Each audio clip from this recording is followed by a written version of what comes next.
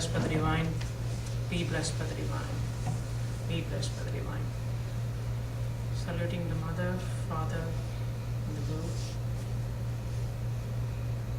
May the Guru conduct this.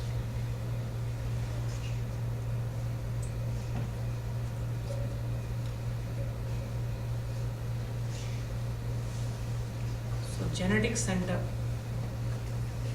What do you know about genetic center? Hear this word.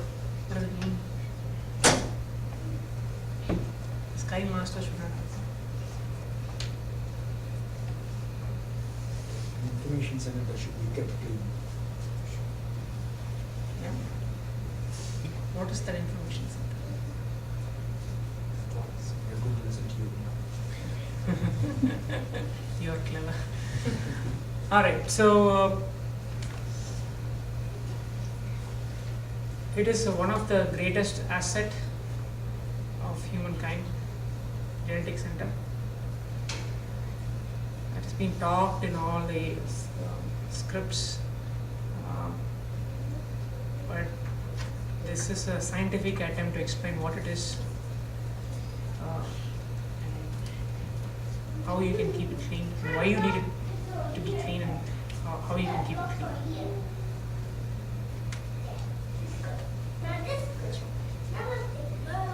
So before we go into that, we need to, this is going to be more scientific oriented, so philosophy is inherent in it, but it's more scientific. So ask me if there are any questions. But there are assumptions in the science. Three important principles: absolute space, formative dust, and universal magnetism. So what is absolute space? It is one that always exists. The space around us, the space is everywhere. It always exists. It is inexhaustible. There is no limit to the space. That is why it's called as plenum. Plenum is a term referred to limitlessness. It is everywhere. It is inexhaustible. And it has a force within it. That force, and there is a consciousness also within it. So force and consciousness are together. Consciousness is nothing but the intelligence. And the force together created this universe. Actually, the space transformed into this universe. First thing that it did was the formative dust. Basically, from the space, the formative dust particle arrived. So because the space has force, there's compression in the space. As a result of compression, a particle emanates out of it. That particle is called a formative dust. It's a very, very minute particle, which cannot be seen under any equipment in modern science. And then collection of formative dust is called Akash. When you read the scriptures, they talk about the Panchabhutas. The first one is, the lighter most one is the Akash. But formative dust is a little bit lighter than that, but for all practical purposes, this is one of the primary energy particle coming out of the space, which is responsible for anything that you see in this universe is composed of Akash in a combination of in a proportion. So the universe formed. So the space itself transformed into universe. What is universal magnetism? Universal magnetism is an all-pervading universal principle. So space is everywhere. From the space, particles emanate.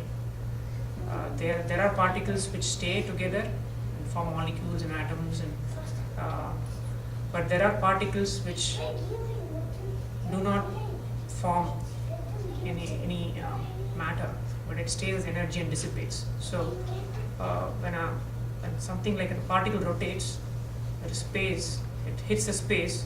As a result of that, there is a wave coming out of it. That wave is, the particle together with the wave is called universal magnetism. And that is the one which connects everything in the universe. Suppose if I curse somebody, it is a wave that's coming out of me, the space within me. It's coming out and going out, and the person goes and hits the person, that occurs as a wave. That is universal magnetism. We are connected to each other, so that's why you should not pursue. So this is kind of a simplified version. So any question about these three principles, because they are very important for future understanding, right?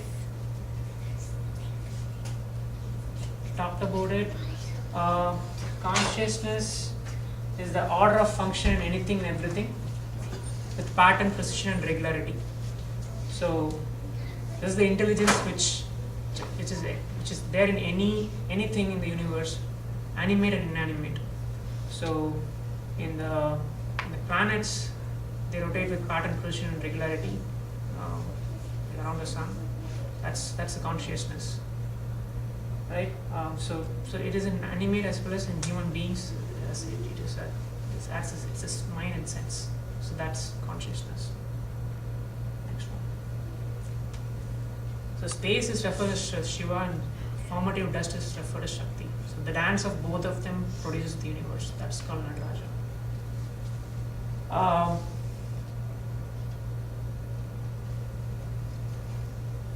Let's move on to the next one. I think it talked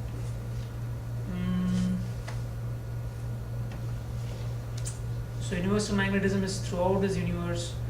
It has attractive and repulsive forces, as a result of which there is distance between any two particles in the universe because of the compression and repulsion. So there is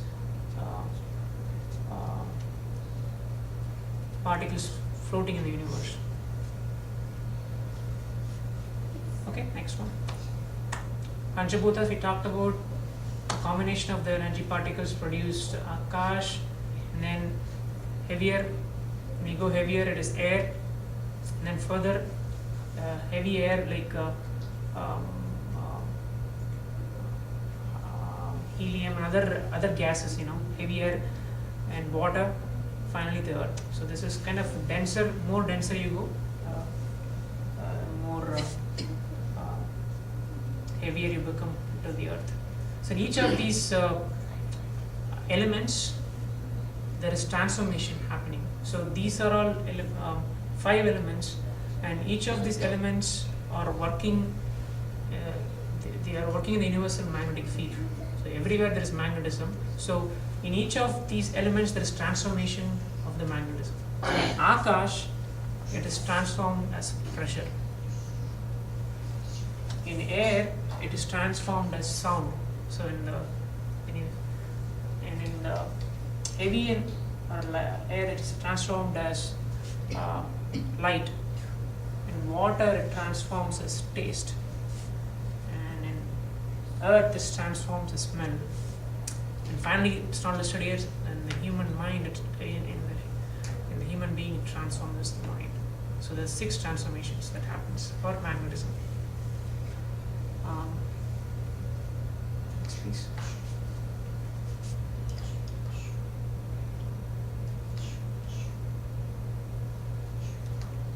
So all these elements are within the body, and all the transformations are happening within the body. Right? You have touch sense, hearing, seeing, smell, taste. All these transformations are happening because of the 5 elements within the body. And the mind is there to observe all this. But right now the mind doesn't observe all this, it's just becoming slave to all these things. And it does not understand what is coming in and going out. So that's the core problem we're going to talk today. So going back one. So using these senses, I talked about genetic center as the information center, right? So these senses are the collector, the information collectors, get stored. So what you store is important.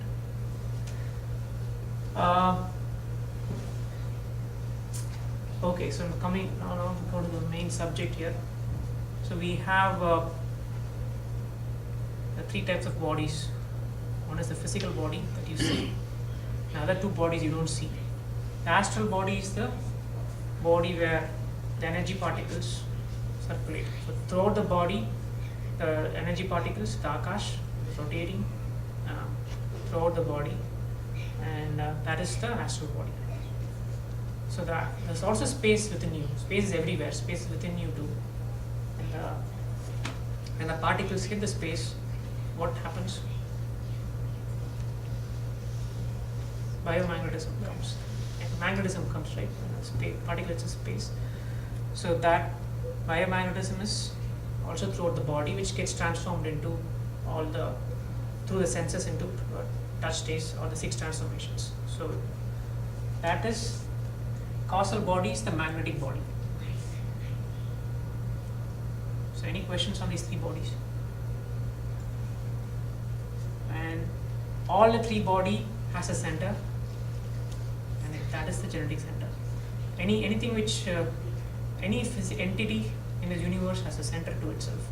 Within the physical body, the center is the Mooladhara. Right here, right? The center is Mooladhara in the physical body. In the astral body, it is also the center. The concentration of energy particles are heavier in Mooladhara. That's why it is the concentration is more. It is more belonging to the Panchabhuta earth. And the concentration is less. It goes up like to in Swadhisthana, it is water. In Manipurga, it is fire. In Anagata, it is air. In Vishuddhi, it is energy. And beyond that is awareness.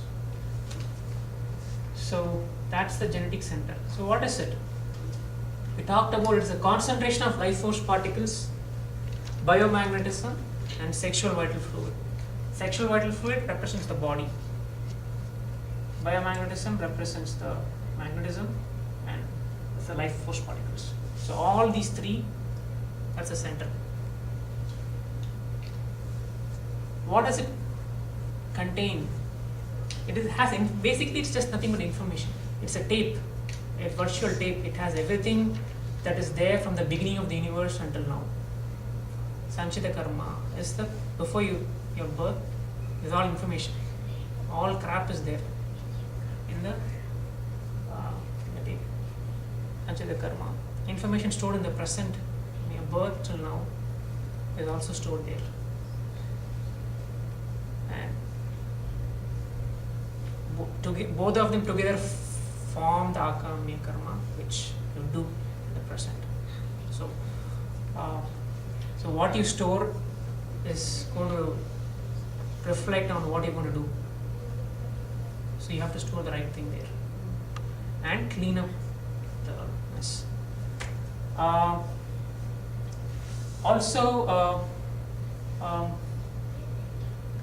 The thing that holds this is the sexual vital fluid. The physical body and the astral body are all connected. Right? Until the physical body is there, they all live in harmony. Otherwise they'll disperse and then death happens. Right? So the sexual vital fluid is the one which holds them all. So whatever you eat gets converted finally into sexual vital fluid. Like juice, the food you eat according to ancient science, it converts into juice, blood, fat, flesh, bone marrow, and the sexual vital fluid. So that's the 7 transformation. So the food you eat becomes that fluid. So the quantity and quality of the sexual vital fluid determines your life. Alright. Why purification is important? So actually, for you to be at peace, you don't need information at all. You don't need information, because you are actually when you look at absolute space, was there any information? Nothing was there, right? It was happy, and it created this universe, and it kind of created a mess. And I think the goal is to reduce the information as much as possible, and then in this human existence. So only then you will be at peace. Otherwise, you will not get towards that. So you need less information. So information is all like whatever is there in the genetic center, like results in emotions, right? Diseases. Your Sanchita karma mostly will also kind of create diseases. Whatever genetic disorders and all that, they are all kind of Sanchita karma. I mean, and worry, greed, these are like 6 what do you call that? 6 vices, yeah. So greed, anger, miserliness, immoral sexual passion, vanity and vengeance. These are all information stored out of evolution, like from animals to now. All these things are there, and whatever you do also is translated into this information. It comes out as thoughts, and you act on it, and it will create further more on that. The angry person will become further angry. It's not going to go away, right? So unless you remove it, it is going to build more and more. Actually, one important thing in ancient science is research by all these saints. A thought can live up to 140 years. So you will have to kind of, if you kind of reinforce it, it's going to live more and more. For 7 generations. Yes, 7 generations. So the thing is that you have to get rid of it. Otherwise, it's going to live and live and live, and you're going to be born. You're born again means your thought is going forward. You are not cleaning up. That's the meaning. You're taking another birth, meaning this thought is not going away. This information is not going away. You have to clean it. That's the meaning actually. So it's a very, very important task for us to know who we are. Otherwise, you will never know. So we have to clean that up first, and also we need to also not put new stuff. So already existing stuff is bad, and we need to also not put new stuff which is bad. So you have to reject it also. So that's important. How do you purify? There are a lot of things. Ancient science gives you a lot of things that you have to try. Many things. It's not just one thing you do and you're out of the woods. The key thing for purification is you have to be aware. Awareness is very important. So awareness meaning you should not be slave to your senses. You should, because the sensory organs are nothing but which will act on behalf of the information you already stored. So you've already stored something. Using the senses, you will act. But when you maintain awareness, your action is something that you can control by analyzing. Because most of these things these emotions and all these the 6 things that we talked about can be kind of handled at the thought level, thought analysis. When you analyze what is morality is nothing but when you have a thought, when you question whether this thought is going to be harmful to you and other person or anything you interact with today or in the future, then it is if it is not going to harm, it's good. Otherwise, you have to reject. So that's morality. It's kind of ahimsa at the thought level, basically. Just ahimsa. And again, there are techniques like moralization of desires. Desire is important for living. This is kind of putting good information. So desire is important for living, but you should not have greed, that's not good. So there is a desire management, eradicating worries, neutralizing anger. All these things can be achieved using awareness, so that all the stored information can be managed, so that you are not impacted by that. You are at peace. So next is duty. the society has given you this body, meaning the parents and your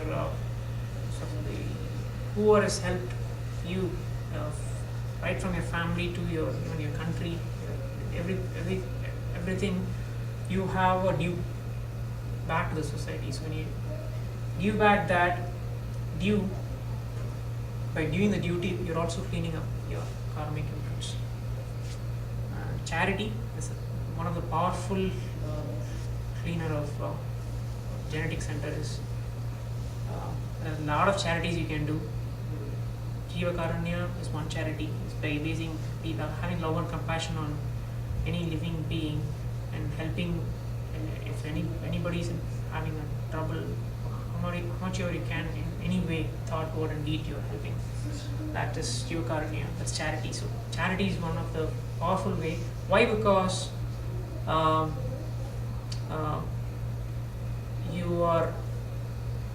you're attaching a thought and it comes back as a wave. So I didn't talk about wave theory. So basically, a wave, I think, has 6 properties. It will clash with something, it will reflect, refract, penetrate, interact. So because of this charity is a very powerful, positive energy which will go and reflect back to you and will make sure that your karmic imprints are clean, or it can be suppressed. It doesn't even appear at all. It will help clean that. So charity is very important from that perspective. It also helps the other person. So you're also cleaning the other person's genetic center by helping out, because the pain is reduced in another person. Thereby you are elevating yourself. Some people have attained realization just by doing this.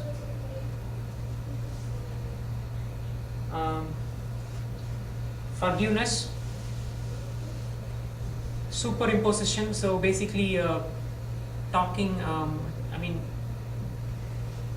Thinking of more good things, because you're putting up. Already there's a pile of junk. You're putting more good things. The bad thing never appears to bother you. So you're at peace.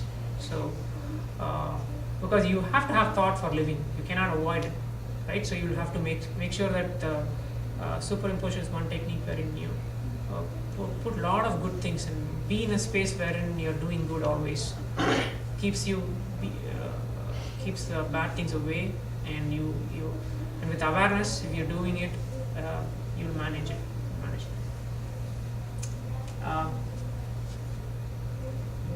So this is to be in a frequency or a zone where no thought comes.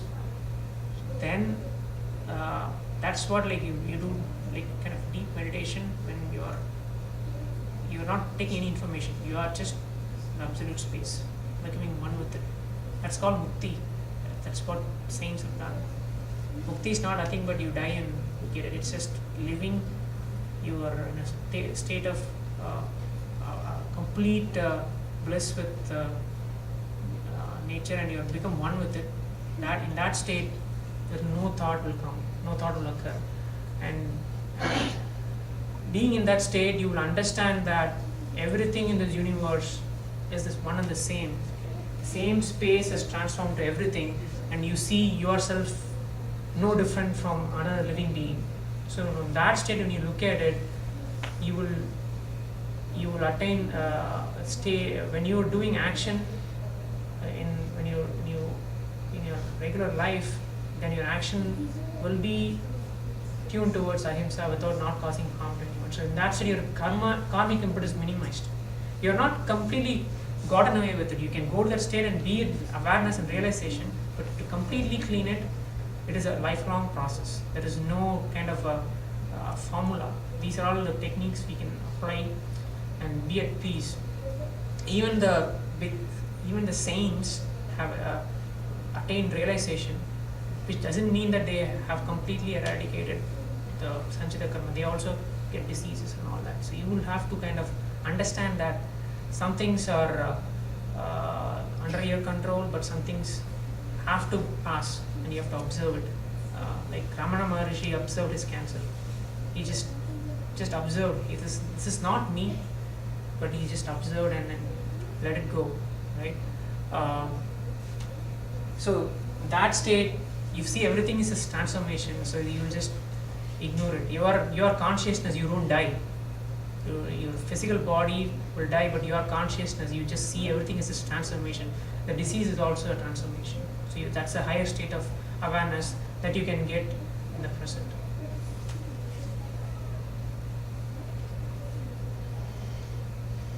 So what next? Understanding ancient wisdom and science is very important. Wisdom is the only thing that will help to know what is there, and being in that wisdom will help you get realization. It's just not knowing, being and becoming is important. So when you do that, understand this ancient wisdom, you will get away from forgetfulness of being, becoming slave to the senses and becoming master of it, so that you don't get a lot of information within you. And when you purify, you know that you will never die. Basically, when the karmic imprints are all kind of, you know that these are all happening in the state of forgetfulness, you have completed the purpose of your existence. All you have to do is maintain that and clean everything up. You will never die. Always your physical body goes, but your body never goes. But if you when you live in this realization, what remains finally is love and compassion. That is the state of existence. Love means holding, compassion is feeding. So the existence nature is that. So when you are cleaning up your genetic center, clean up all your impurities, you are already that. You become an embodiment of love and compassion, and you live your life. And if you see the saints who have done that, they have exhibited this nature of love and compassion. That's what it finally remains. When you purify, love and compassion only remains. So you created it, meaning you created this universe. You better clean up the mess in your system and just become just yourself. Be blessed by the divine. Any questions? So, are we saying is karma is in the genetic center, or karma is a part of the genetic center, or karma itself is the genetic center? Genetic center is a virtual thing. The karma is in the center. So there is no physical entity. It's not a physical entity. It's like a magnet where information is stored. Right? Think of it as a magnet. It's virtual. It is in here. Everything, karma is information, pretty much. Information from the past, from the state of evolution, from where it began, from absolute space to all the planets, to all the living beings, from one sense to the sixth, from animals, second sense, third sense, fourth sense to animals, and you as a human being, right? All this up to your parents, and all this is the karma is there. The information is there. Information, it gets to you when you're born. So that is already stored. That is sanchita karma, and whatever you do becomes information again. It's part of the karma. Both of them together results in manifest in actions. That is akamic. So karma is information. So when you do these techniques, so can we get it up that even get it up the karma from only this Janma or even from the previous Janma? So everything can be cleared? Everything can be cleared can be cleared, yes. But it depends upon one's sanchita karma. It depends on what you acquire, right? And your level of maturity and awareness, that will dictate how much you can clear. Some people have cleared and completely evaporated into the space. There are people, if you look at ancient history, there are people who have just disappeared, in the sense, from the physical body and merged with the Almighty by kind of completely becoming empty. That is, I think there are a lot of things in ancient science that is possible. But at least for this existence, what you have to at least achieve is when you're living, just do not cause harm to yourself and others, physically or mentally, to the extent possible. Help others. So that if you do in everything, that's what you want to achieve. And then you are at love and compassion. You are existing. If you see a lot of good saints, they have done that and kind of achieved peace with their family and the society. So you're being a role model. Then at some point in the future, I'm hoping that these things will evolve again.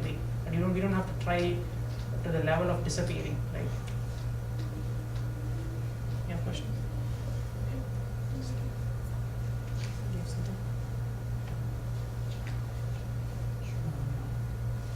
About purifying, I came across one example which I will share.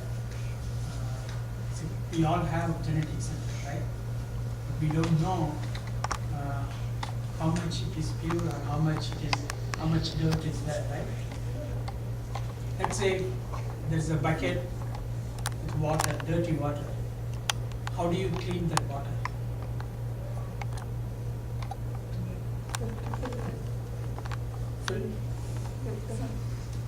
Okay, so pour the dirty water out and fill up with pure water, right?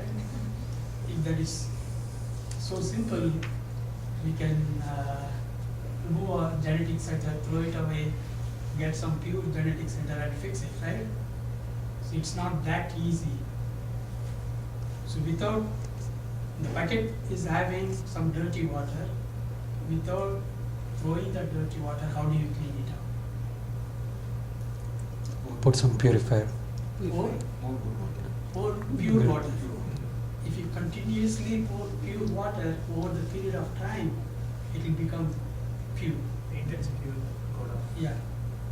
So similarly, what they say is our genetic center, there is some dirt, we have collected so much dirt, we don't know how many birds we have collected and how much it is there, we don't know, right? So we need to clean up that dirt, we need some pure energy. So if you look at the universal magnetism, what is the characteristic or quality of universal magnetism? It is so pure. Okay? So when we are doing the meditation, we are focusing on the universal magnetism on our genetic center. So if we continue the meditation, that is one process. Over the period of time, we clean our genetic center.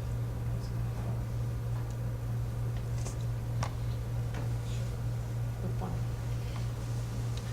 I have one question. You mentioned like in between, you said you need to realize who you are. Can you elaborate a bit more on that and how we can figure out who you are? That is what realizing who you are, meaning like your consciousness, which is the one that created this whole universe, and which is the thing that is present in everything in the universe. Realizing who you are, meaning that understanding and realizing this is consciousness which is present in me, is present in everybody, is the state you have to get. When you get to that state, you will be in love and compassion with everything, because you are no different than other. How you get to that is cleaning up of genetic center, right? That is how you get to it. And there are methods, like lot of methods, meditation, charity, a lot of things, morality. A lot of people have acquired through one way or the other, but we can employ many such techniques in our lives, in our day-to-day lives, and continuously pure. Reinforcing by good thoughts, because when you do meditation, the advantage is your mind goes to a lower frequency, meaning you're not in an emotional state. And then in that state, you think good, like we did meditation today, after meditation we did blessing. Those are all positive energies that goes not even, let's say if that's your life partner, it goes to the life partner, puts that energy there to clean her up. That is love, right?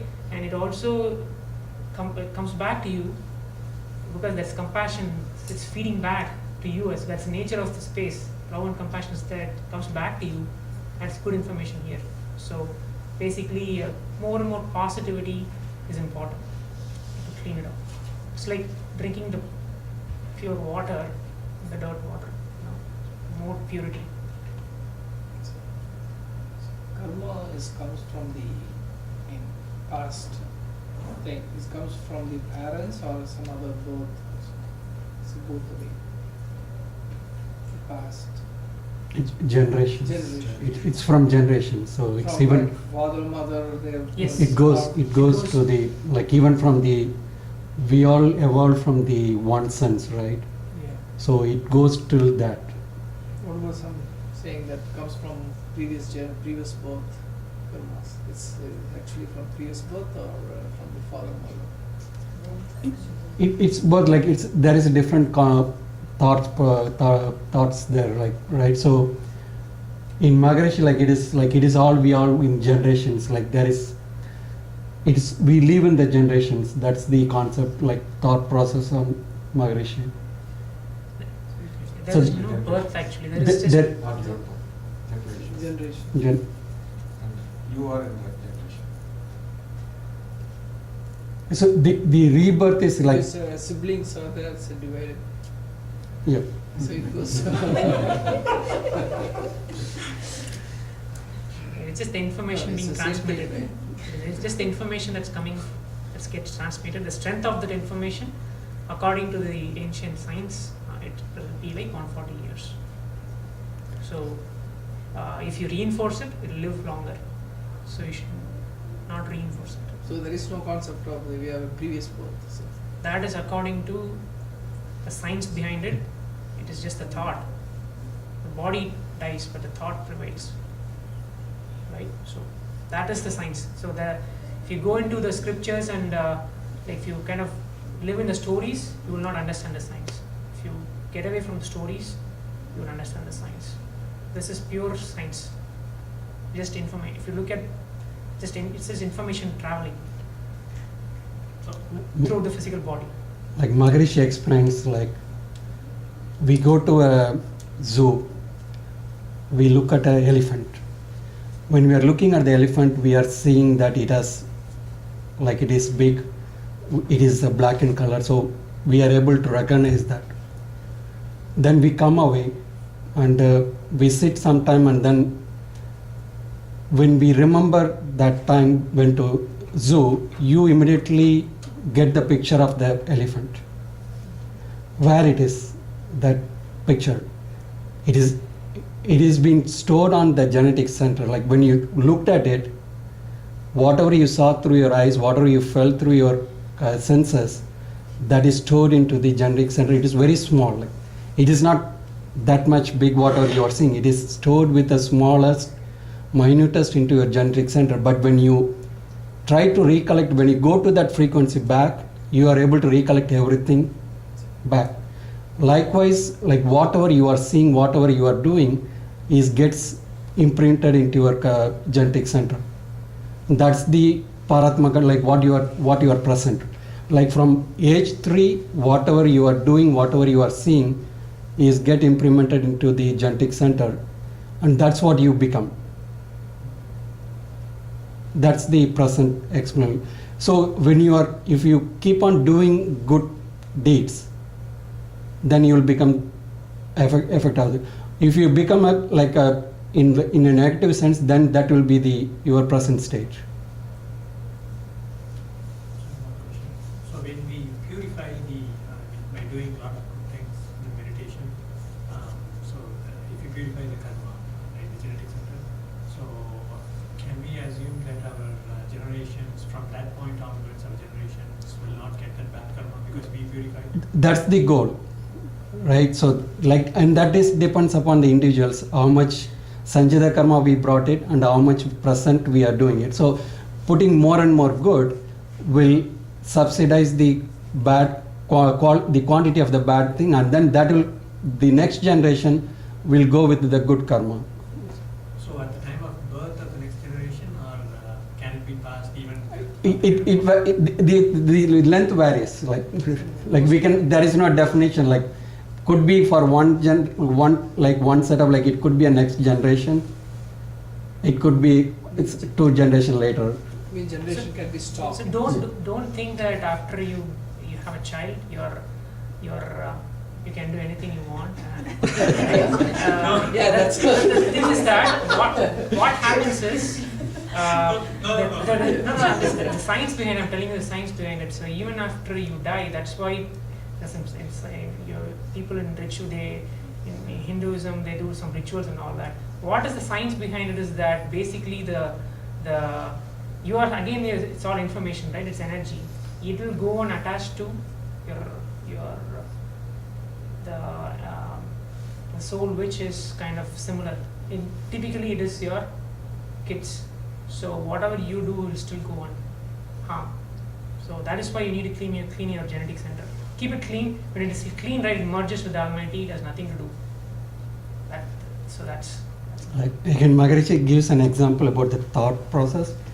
So a person sitting outside the like a person doing cleaning the shoes, he is sitting outside a college or outside an institution. He is doing that, but he is having a thought that everybody is able to study, I am not able to study, and I am doing this job. He keeps on, that thought is on his mind.